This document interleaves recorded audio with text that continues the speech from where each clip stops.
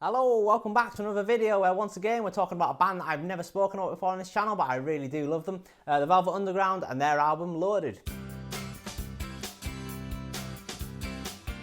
So Loaded was released in November of 1970 and it's the fourth album from the Velvet Underground, but for many fans, including myself, this is their last proper album because it would be the last album that would feature any of the band's original members. But before we go into any of that, let's have a look first at this one and only copy of the album that I own. So this is the one and only copy of the album that I own. I believe this is a 2015 repress and it's definitely not an original anyway. It's my favourite artwork of the Velvet Underground albums, this one. I know their most famous one is obviously the banana on the Velvet Underground and Nico.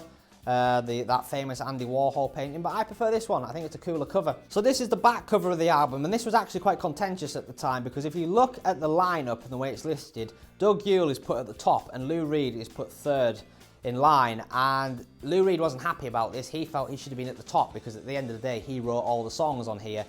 He did lead the band at this point, even though Doug Yule was more involved. The picture as well, the only member of the band you can see in that picture is Doug Yule on the piano on the right.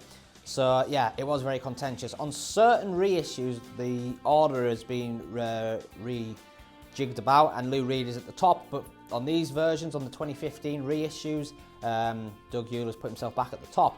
So I'll show you the record as well. It's just in this white sleeve and I actually own it on clear vinyl. I really like this one. So there you go, that is side one and that is side two. As you can see, it's a stereo copy of this. I actually kind of prefer the stereo version of this album to the mono.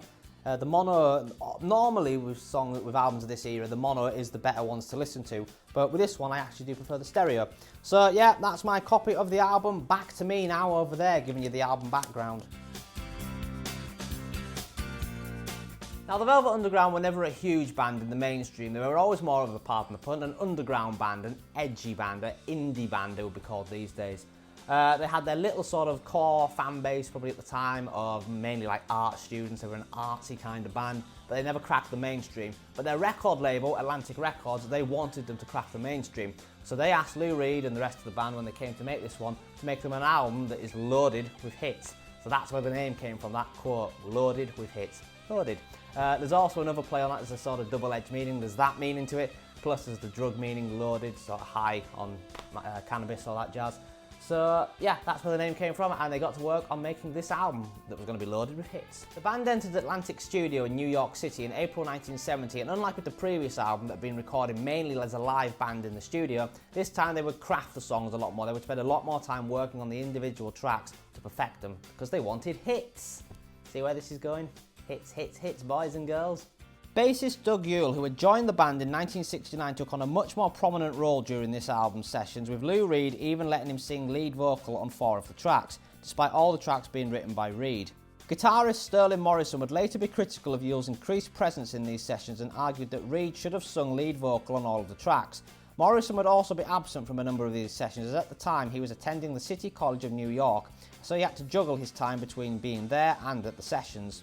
Also, despite being credited on the album, drummer Mo Tucker was absent from these sessions due to her pregnancy at the time.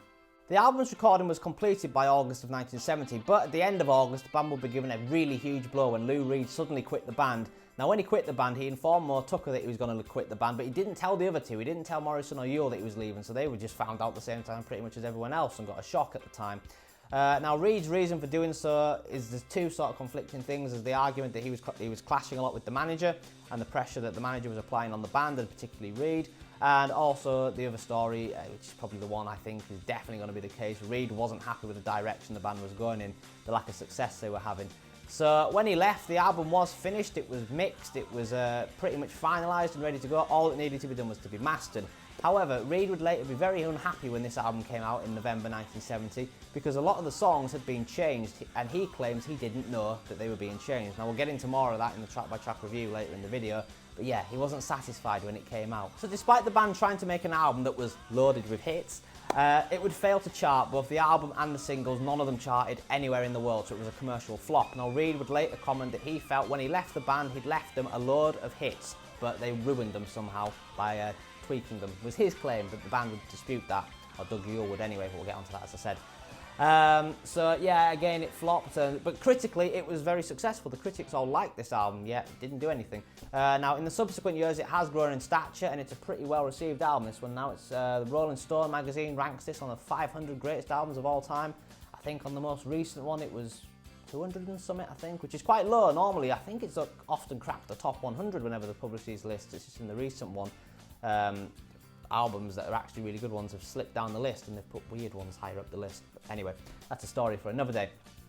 So, like I say, Lou Reed, he quit the band before this came out, but not long after it came out, the rest of the original members, so that's Sterling Morrison and Mo Tucker, they also quit the band. So that was it. There was no original members of the Velvet Underground left, but Doug Yule did decide to carry it on for a bit. They would actually do one more album after this one called Squeeze, but that was pretty much just Doug Yule on his own. But he put it out as the Velvet Underground. But people like me, we don't consider that a proper album. We consider this the final Velvet Underground album, even though technically there is one after this. But after that album came out and that one also flopped, Doug Yule also called it a day, and the Velvet Underground ceased to exist. But anyway, yeah, Loaded, this album, it's like I say, these days it has grown in stature. It is much more well received now. It's much more widely known, these days. So it's a great album, and we will now dive into a track-by-track review of it. Now, kicking off the album, we have the magnificent Who Loves the Sun, which is the first of the 4 Yule vocals on the album. It's very 60s, this song, even though it came out by this point we're in the 70s. It's still very 60s sounding. It's very psychedelic in many ways in its production, especially with the backing vocals, the la la la la, all that stuff's great. Lyrically here, it's actually quite a dark song, this. It's a bit like the Smiths in some ways, where the melody of this song is really upbeat, really jolly, but the actual lyrics themselves are pretty downbeat. Basically, it sounds like he's depressed, Lou Reed, when he's writing this. I don't know if it's autobiographical or if it's just him writing for the sake of writing. But basically what he's saying is he's had his heart broken, so who cares about the sun? Who cares about the rain? Who cares about the wind? Because he's got a broken heart. Some girl has left him and broken his heart. So that's what we have the lyrical content here being about. And it's a great song. It's one of the highlights of the album. This one, we really start strongly here. I do think Doug Yule probably did the right thing singing this one rather than Lou Reed, because Lou Reed has that very iconic vocal style where he doesn't really sing songs, he more speaks them. They're just sort of talky songs, Lou Reed songs for the most part. This one isn't. Doug Yule does actually sing it like a normal song. And yeah, it's a great song. I really like it. It starts the album off really strong. It's one of my favourite Velvet Underground songs. It was one of the first ones I heard off this album. For years, I didn't realise this wasn't a Lou Reed's vocal. I thought Lou Reed sang everything on this album at first, so yeah. That says a little bit about Doug Yule's vocal style, but we'll get into that later in the video with some of his other songs. This one less so, but yeah. Anyway, Who Loves the Sun, we start off very strong here. Track 2 is called Sweet Jane, one of Lou Reed's most famous songs, and this was the first song of contention amongst the band after the album came out. So what happened was Lou Reed claimed that after he left, well, he didn't actually name anyone, but I think he was pretty much implying it was Doug Yule went in and edited some of the songs down. So basically this song originally, it was about, it's about 4.5 minutes, getting on to 5 minutes, but it was shortened down to about 3.5 minutes. It cut out the entire bridge, the bit about wine and that part of the bridge. And Lou Reed hated it. He was not happy that his song had been tampered with. Now, Doug Yule would counter that by saying that Lou Reed himself actually did it. He was the one who edited it down before he left because he was determined to have a hit single, and he thought songs needed to be short and snappy to get them on the radio. So we'll never know for certain who is the one who edited this down. It probably was Lou Reed, because I can't imagine the rest of the band being brave enough to start editing the songs. Who knows? Nevertheless, though, it's a great song, and I should say this when I'm reviewing this on this album today, I'm talking about the full-length versions of the songs, because they're the ones I'm most familiar with, because these days the repressings tend to always use the full-length versions. They don't use the edited-down versions anymore. And this is a repress, as I said, in the show you the album part of the video. Anyway, yes, like I say, Sweet Jane, this is one of Lou Reed's most famous songs. It's probably the second most famous song on the album. It's a great tune. It's that classic spoken word Lou Reed vocal style. The bit that got cut is one of the best parts of the song, especially that la la la la la la. That bit of the song is fantastic. I really like that part. Anyway, I don't really have that much to say about Sweet Jane, other than it is a Lou Reed classic, but it's never actually been one of my favourite songs. It's not one of my favourites on this album. Lou Reed has much better vocal songs. Well, I was going to say there's better songs on this album, but he's wrote all 10 of them, so the ones he sings, he has got better ones than this one. I kind of feel this song's a little bit overrated. It's not the best song in the world, But yeah, still decent enough tune. So arguably the most famous track on the album comes along next, Rock and Roll, which was the first song I heard from this album. And when I first heard it, I didn't like the song. I didn't like the way Lou Reed sang it. But thankfully, over the years, it has grown on me, and now I love this song. It is one of my favourite songs.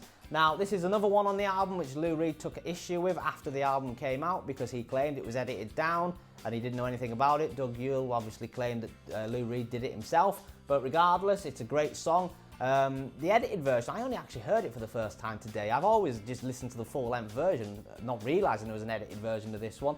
I just thought it was Sweet Jane that was edited down, but yeah, this one apparently was as well, and yeah, it's pointless. I don't know why you would listen to that version over the full version. But anyway, what this song is about, and it's a song that Lou Reed says is about himself, even though he's writing it from the perspective of someone called Jenny, but Jenny is actually Lou Reed.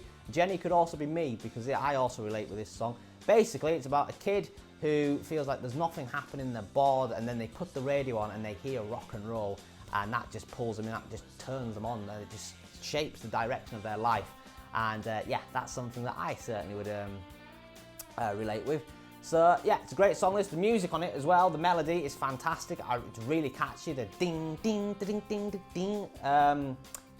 Sterling Morrison doesn't play the guitar on this one. I think it's Doug Yule does the lead guitar, he does the guitar solo on this one.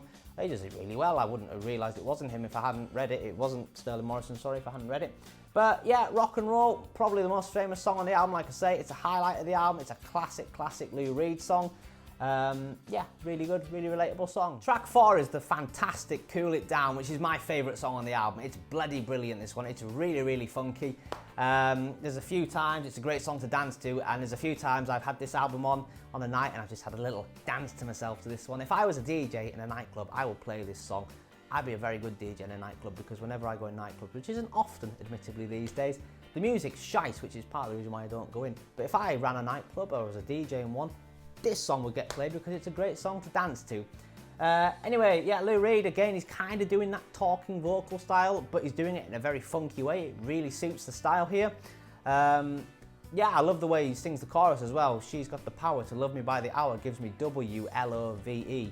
It's just really catchy, I love it. Now, I'm surprised the band never actually put this one out as a single. I'm pretty sure the singles from this album were Sweet Jane, Rock and Roll, and New Age. I think they were just 3 singles. And I'm surprised this one was never put out, because I would argue everything on here.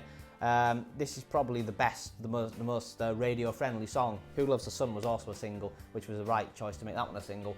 But this one I don't think ever was, and it's bizarre because it would be a fantastic song on the radio. It's the sort of thing that would get played on the radio because it's catchy.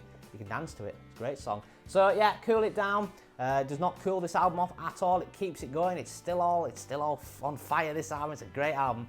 Yeah, one of the highlights of the album, one of my favourite Velvet Underground songs as well, Cool It Down. So closing out side 1 of the album, we have New Age, which is the second of the 4 songs on the album, sung by Doug Yule. Now, this one is the 3rd and final song that Lou Reed took issue with. He claimed was edited down without his knowledge. Doug Yule obviously claimed that he did it, so that Lou Reed did it himself, so who knows what happened there. But anyway, it's a really nice song, this one. Lou Reed wrote this about his girlfriend at the time. Originally, but then he decided to change the lyrics and instead write it from the perspective of a fan of a fat blonde actress. God knows why he decided to do that. Maybe, I'm assuming he's not calling his girlfriend a fat blonde actress, but there we go. So it's the first of the slow ballads on the album, this one, and it's in kind of a welcome position because before this it's been 4 back-to-back sort of solid rockers, whereas this one slows it down and gives you a little bit of a breather, and it's a nice breather. Now, like I say, Yule sang this one rather than Reed, but the reason why he sang for them was Reed himself encouraged him to do it. It wasn't like when he left the band, there was still stuff left to be done on the album, so Yule had to finish it off. Reed asked him to do it, and I don't really know why on this one, because the way Doug Yule sings this is kind of like he's doing an impression of Lou Reed. He's kind of doing spoken word vocal and trying to emulate Lou Reed's voice. And it's because the first time I listened to this for years, I just thought this was Lou Reed, and it's like, well, why didn't Lou Reed himself sing it? I can understand what Sterling Morrison was saying here, to be fair. You know, if you're going to get someone else in the band to sing your song, but they're just going to sing it like you, well, you might as well do it yourself. But anyway, just thought I would share that with the group. I really like the bit in the middle of this song, that something's got a hold on me, that part. I apologise for the singing. I really like that bit.